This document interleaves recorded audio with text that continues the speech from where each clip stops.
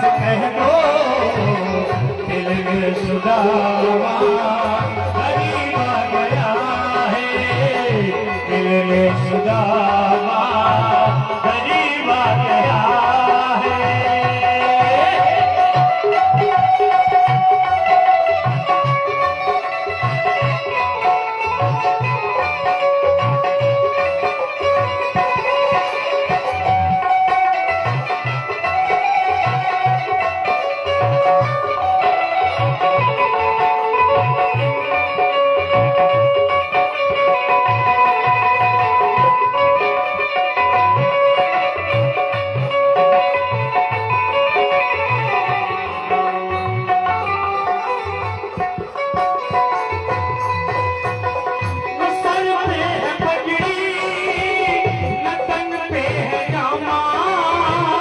बता दो कन्हैया को नाम है सुदामा है, बता दो कन्हैया को नाम है सुदामा। सर पे है पगड़ी, तन पे है जामा, सर पे है पगड़ी, तन पे है जामा। बता दो कन्हैया को नाम है सुदामा।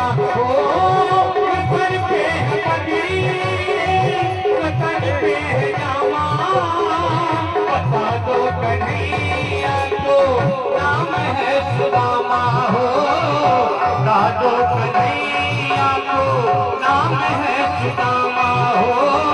एक बार मोहन से जा करके कह दो दिल में सुदामा गरीब आ गया है, दिल में सुदामा गरीब आ गया है।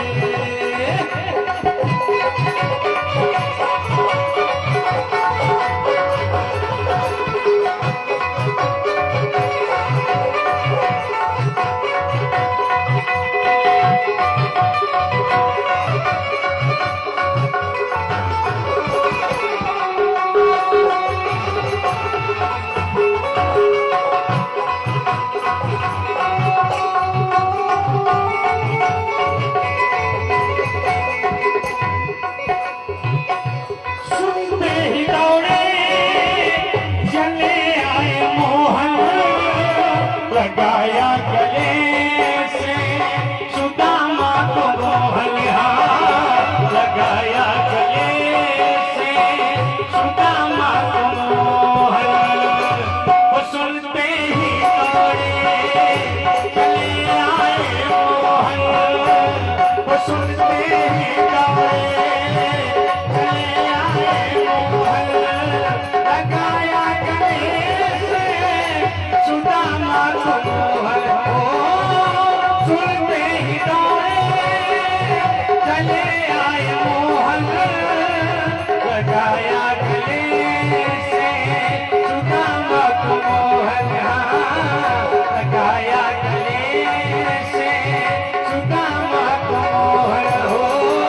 हुआ रुक्मिणी को बहुत ही अचंभा, हुआ रुक्मिणी को बहुत ही अचंभा। ये मेहमान कैसा अजीब आ गया है, मेहमान कैसा अजीब आ गया है। अरे द्वार वालों कन्हैया से कह दो दिल में सुदामा गरीब आ गया है।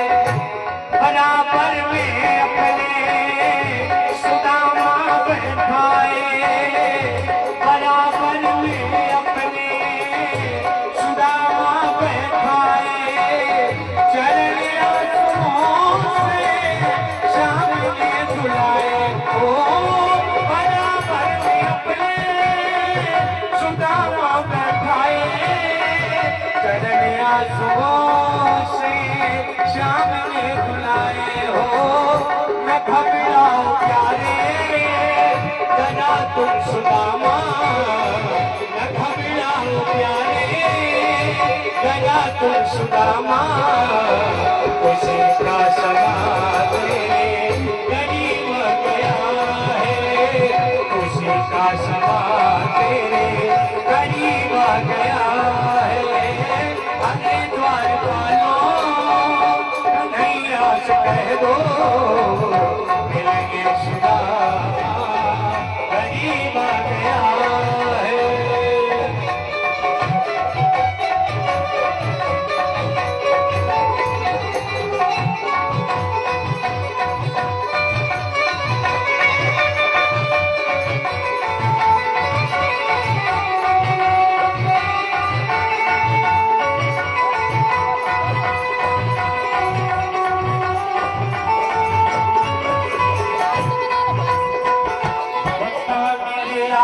सुदामा रे भाई घने दिनों पे आया, घने दिनों पे आया मेरे यार सुदामा रे, भाई घने दिनों पे आया, भाई घने दिनों पे आया।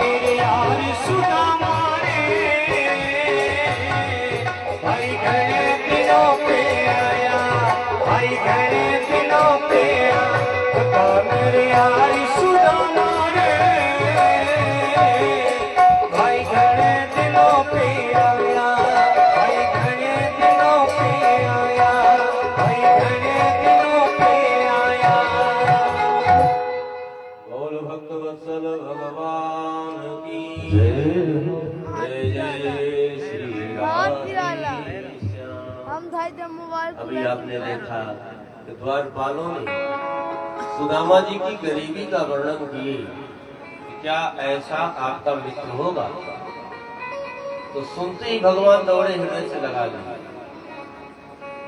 क्या कह रहा हूं कि शीश पगा न झगा तन में, को जाने को आए बसे के ही ग्राम। वो कौन है, कहां से आया, ये तो मैं नहीं जानता। धोती फटी सिलटी दुपटाया, पाँव पान को नहीं सामा। जो धोती पहना है बिल्कुल धूल धूसिल है, फटे हाल है, और जो जूतियां पहना है उसमें तल्ले नहीं है।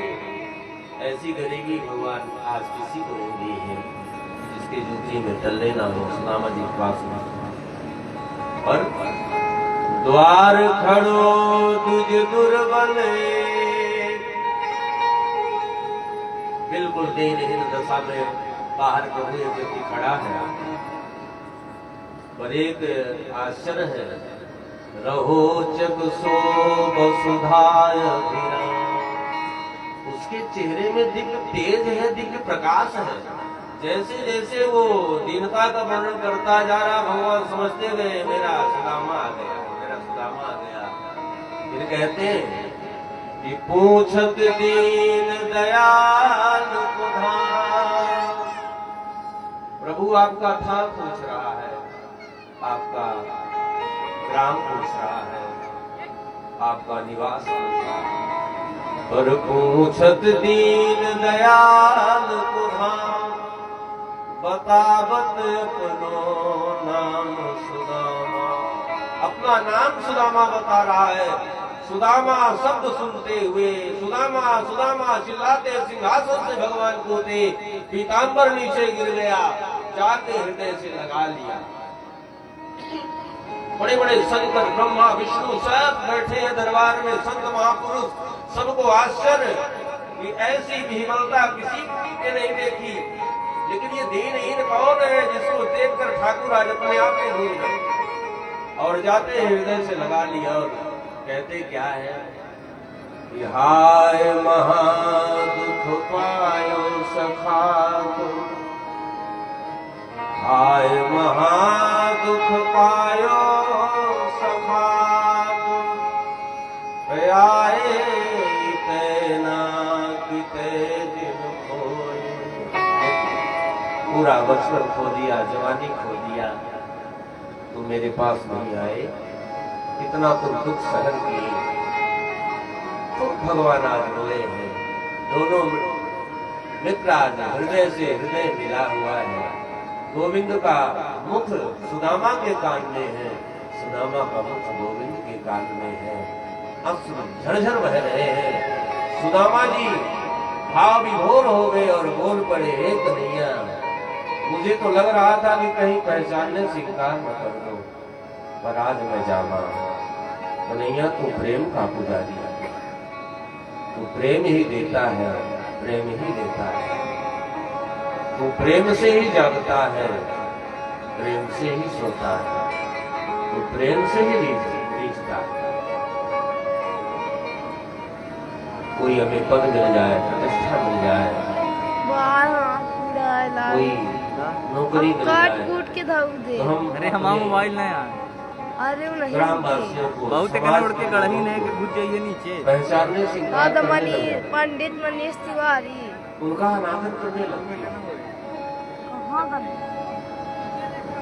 लेकिन आज देखिए, इतने बड़े ईश्वर संपन्न एक दीनहीन व्यक्ति आया, इतने वर्षों के बाद भगवान हृदय से लगा लिए और ला करके सिंहासन में बैठाए।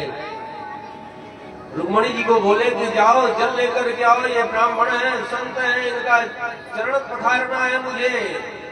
रुक्मणी जी गई जल लेने, आने में देरी कर दी, तब तक चरण दबाने लगी तो खगोलों में जैसे उंगलियां पड़ी। सुदामा जी कराए,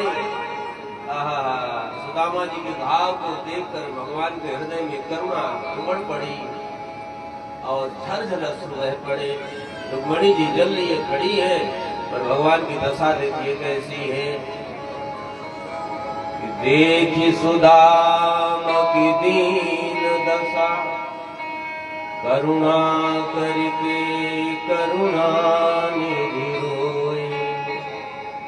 पानी परात को हाथ छुओ नहीं, नैनन के जल से पग धोए। भगवान के आंखों से इतने आंसू बहे, अपने अश्रु जल से भगवान ने सुदामा जी के चरणों को धोया। जैसे अश्रु उन घाव में पड़ते, सुदामा जी के घाव ठीक होते जाते, दर्द समाप्त हो गया, शीतलता मिलने लगे। रुक्मणी जी पंखा कर रही है। उसी समय देवता आकाश से पुष्प की वर्षा करने लगे, जयघोष करने लगे। किमनेन कृतं पुण्यं अवधूतेन भिक्षुणा, श्रियाहीनेन लोकेऽस्मिन् गर्हिणे ताननेन च। अरे इस दीनहीन ब्राह्मण ने कौन सा पुण्य किया? किमनेन कृतं पुण्यं अवधूतेन भिक्षुणा, इस भिक्षु ने कौन से ऐसे पुण्य किए होंगे जिसके बदले वो पूर्णतम परात्पर ब्रह्म, वो त्रिभुवनपति, वो मायापति, वो भगवती लक्ष्मी का पति, वो त्रिलोकीनाथ जिसका चरण धो रहा है, और स्वयं मायापति की धर्म पत्नी, स्वयं लक्ष्मी जिसका पंखा कर रही हो, तो बताओ सुदामा जी को कोई गरीब कहेगा? सुदामा जी को हम लोग गरीब मानते हैं, लेकिन सुदामा जी जैसे धनवान न दुनिया में हुए हैं न कभी होंगे। ताली बजाओ तो जमते हो। देवता कह रहे हैं, अरे माया का वो मायापति, वो त्रिभुवनपति, त्रिलोकीनाथ, भगवती लक्ष्मी के पति नारायण जिसका चरण धो रहे हो, और स्वयं नारायण की धर्मपत्नी भगवती लक्ष्मी जिसका पंखा कर रही हो, तो सुदामा जी को किसी वस्तु पदार्थ की कमी होगी क्या? तो सुदामा जैसा धनवान संसार में न हुआ है न कोई होगा। बोल भक्त वत्सल भगवान की जय। सुदामा जी को बढ़िया स्नान कराए, तिलक लगाए, वस्त्र पहनाए। तिलक में लिखा था लक्ष्मी, भाल में छाया, भगवान ने कर दिया जया। भगवान अब कर तुम समर्थ है, कुछ भी कर सकते हैं। इतना सम्मान दिए भगवती लक्ष्मी ये सुदामा जी का भगवान ने उस अंतःपुर में ले गए जहां स्वयं भगवती रुक्मिणी मैया शयन करती। जिस पलंग में रुक्मिणी मैया शयन करती थी उस पलंग में ले जाके सुदामा जी को बैठाए। इतना बड़ा सम्मान, इतना बड़ा आदर एक मित्र का, एक ब्राह्मण का, संत का कैसे करना चाहिए भगवान स्वयं करके बताए। पूछे कि विवाह किया आपने तो भगवान कृपा करना चाहते हैं, तो बोले हमने तो एक ही विवाह किया। भगवान बोले तो बुलाए नहीं, बोले भूल हो गई, तुमने तो बहुत विवाह किए, तो कम से कम एक में तो बुला लेते। भगवान बोले मित्र कोई भी ऐसा विवाह मेरा नहीं हुआ जो तारीख निश्चित हो, पहले से कन्या देखी जाए, पत्रिका छपे, आमंत्रण दे, ऐसा मेरा एक भी विवाह नहीं। कोई विवाह बिना मार काट बिना झगड़ा के कोई हुए तो मौका ही नहीं मिला, तो बुला लेते। अच्छा ये बताओ भाभी मेरी कैसी है? बोले भाभी की ही कृपा से तो बोले तो तुम्हारे दर्शन हो गए। यदि भाभी की कृपा न होती तो दर्शन न होते। अच्छा भाभी इतनी अच्छी है तो मेरे लिए कोई संदेश? अच्छा एक संदेश सुशीला ने दी थी कि जब एकांत में मिलेंगे तो सुना देना।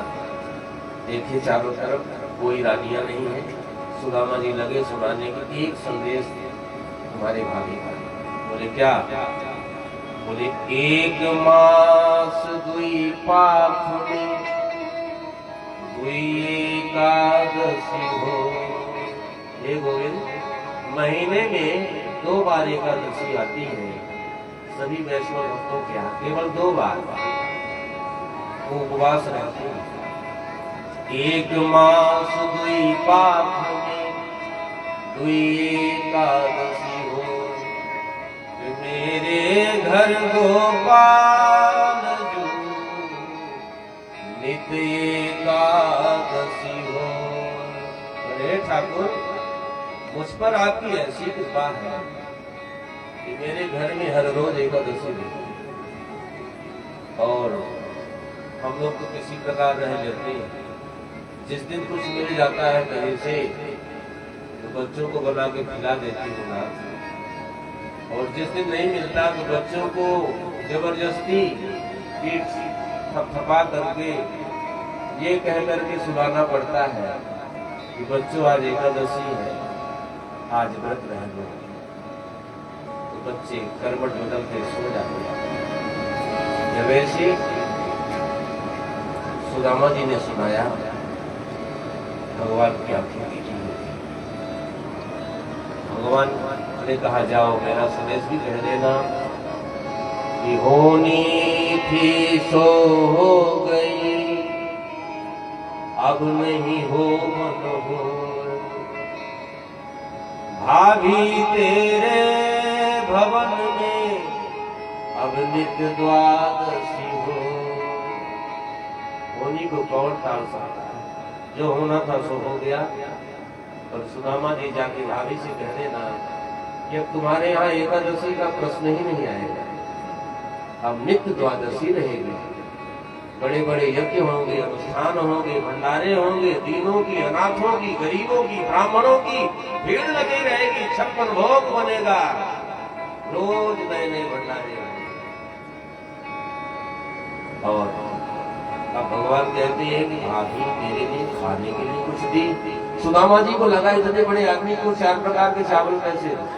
जब कोई बड़ा व्यक्ति हमारे घर पहुंचता है तो ये लगता है कहाँ बैठा दो, क्या खिला दो, क्या पिला दो, ऐसी भावना आती है। जब कोई बहुत विशेष व्यक्ति घर पहुंचते हैं तो गरीब बड़े उदार होते, उनको लगता है क्या कहाँ बैठा दो। सुदामा जी को लगा 4 प्रकार के चावल। बोले खाने के लिए तो भाभी ने कुछ नहीं तो भगवान याद दिलाए अच्छा जब गुरुवानी ने चले दिए, बीमारी बीमार चोरी किए दिए, हाल नहीं फिर चोरी कर रहे हो। तब तक सुदामा जी पोटली को जब दबाए, कैसे नहा लिए, कैसे वस्त्र पहन लिए, मोटी दबी की दबी। अब वस्त्र फटा था, एक कण गिरा नीचे, भगवान समझ गए, सीधे भगवान झपट्टा मारकर पोटली खींच ली और एक मुट्ठी चावल भगवान मुख में डाले। बोले ओहो, भाभी के चावल में क्या स्वाद है। अरे स्वाद चावल में नहीं था, स्वाद भाभी के प्रेम में था। कौन से हीरे जड़े थे नरसी के करताल में, क्या बांध कर लाए थे सुदामा भैया रुमाल में। झूठे फल सबरी के खाए, उसकी क्या औकात थी। सच पूछो दुनिया वालों, ये सब प्रेम की बात थी। चावल में मिठास नहीं थी, भाभी के प्रेम में मिठास थी। जहाँ प्रेम होता है, झोपड़ी में रहना पड़े तो रह लोगे। जहाँ प्रेम नहीं है, करोड़ों की बिल्डिंग हो, आपका दम घुटने लग जाएगा। जहाँ प्रेम है, नमक रोटी प्रेम से कोई खिलाने वाला है तो आपकी भूख बढ़ जाएगी, मिष्ठान जैसे लगेगा। जहाँ प्रेम नहीं है, दिखावा तो 56 भोग क्यों ना हो, आपकी भूख चली जाएगी, वो 56 भोग जहर जैसे लगेगा। एक लोग का राज किए, दूसरी बार जब मुट्ठी जैसे मुख में डालने लगे, सोई रुक्मणी जी पकड़ ली हाथ, खबरदार, अरे कुछ तो ख्याल करो महाराज, दाता को इतना दान नहीं देना चाहिए कि स्वयं दरिद्र हो जाए। अकेली नहीं हूँ, 16,108 हूँ। अरे ये ब्राह्मण को आपने देख क्या लिया, आप हम सबको भूल गए। भगवान ने ऐसी बात बोल दी कि रुक्मणी जी सुदामा जी के चरणों में गिर गई। भगवान ने कहा कि जब तुम्हारा भैया मुझसे विवाह नहीं होने दे रहा था, तुम्हारे भैया के डर से सारे संसार परिवार के लोग तुम्हारा साथ छोड़ दिए, तब इन्हीं संतों के चरणों को पकड़ी, इन्हीं के पास हुई, इन्हीं तो यही अपनी जान की बातें लगा करके पत्र लेकर के मेरे पास आए, तुम्हारे सद्गुणों को सिफारिश की। जिन ब्राह्मणों संतों की कृपा से तुम द्वारिकाधीश की महारानी बनी हो, ऐसे संतों को ब्राह्मणों को अपना दान देने में तुम्हें इतना संकोच, इतनी परेशानी। तुरंत सुशीला ये रुक्मणी जी सुदामा जी के चरणों में गिर गई और ब्राह्मणों की ऋणी हो गई। अगर ये ब्राह्मण न होते, ये संत न होते, तो मैं द्वारिकाधीश की महारानी न होती। बोली द्वारिकाधीश भगवान जय, सुदामा जी महाराज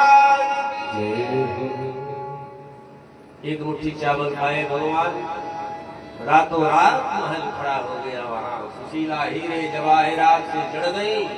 प्रातः काल हुआ, सुदामा जी जाने के लिए तैयार हुए, भगवान ने रोका भी नहीं। क्यों नहीं रोक रहे हैं? क्योंकि भाभी आज व्रत लिए बैठी है कि जब तक अपने पति का दर्शन नहीं कर लूंगी, जलपान नहीं करोगी। दोनों मित्र गले मिलते हैं। जिस हाल में आए थे उसी हाल में भगवान ने सुदामा जी को वापस दिया कुछ नहीं। कुछ दूर गए, सुदामा जी को यारे ये तो दिया कुछ नहीं। तो कहते हैं कि सुदामा जी को धन नहीं दिए भगवान, इसका उन्हें गम नहीं था। गम उन्हें केवल इस बात का था कि कितनी निष्ठा से, कितने भाव से, श्रद्धा से मेरी पत्नी ने मुझे भेजा कि द्वारिकाधीश कुछ देंगे। अरे एक साड़ी ही दे देता तो जब मैं लेके जाता तो कितनी प्रसन्न होती,